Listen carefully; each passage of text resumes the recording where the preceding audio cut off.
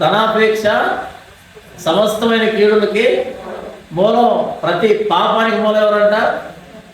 మూలం అంటే ఏంటి? మొదలు. ప్రతి పాపానికి మొదలేంటి? ధన అపేక్ష. ఎలా గుర్తించాలి వాడికి ధనాపేక్ష ఉందని? ఒక పాస్టర్కి ధనాపేక్ష ఉందని ఎలా గుర్తించాలి?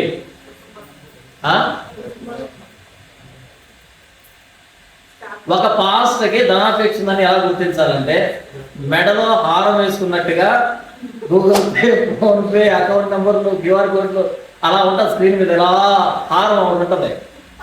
అది ఉంటే అర్థం ఏమని? ధనాపేక్ష అని. ఇంకేం చేస్తున్నారు తెలుసా? ఒకప్పుడు గోడ మీద అన్ని వాక్యాలు ఉండేటివి. చర్చిలోకి ఎంటర్ అవుతే గోడ మీద ఏముండేటివి? వాక్యాలు ఉండేటివి. ఇప్పుడు గోడ మీద ఏముంటాయి? ఏముంటాయి చెప్పండి? స్కానర్లు ఉంటాయి, క్యూఆర్ కోడ్లు ఉంటాయి. ఎందుకని?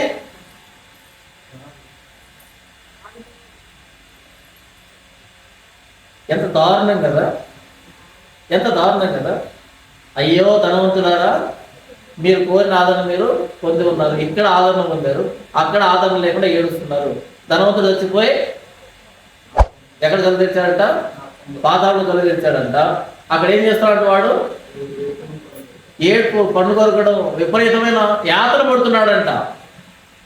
కానీ ఇక్కడ ప్రతిరోజు సుఖమే, అక్కడ ప్రతి క్షణము నరకమే.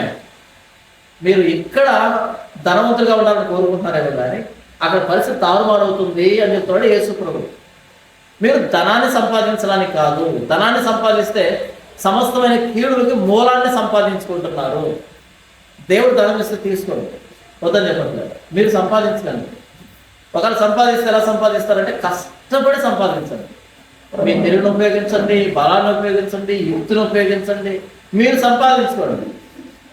దేవుడిని అడ్డు పెట్టుకొని సంపాదించుకోండి. దేవుడి పేరిట మోసం చేసి సంపాదించుకోండి. మీ మోసంలో దేవుడు కూడా పాలుభాగస్తులు చేయదు. మంచిది కాదు, ఎవరికి మంచిది కాదు.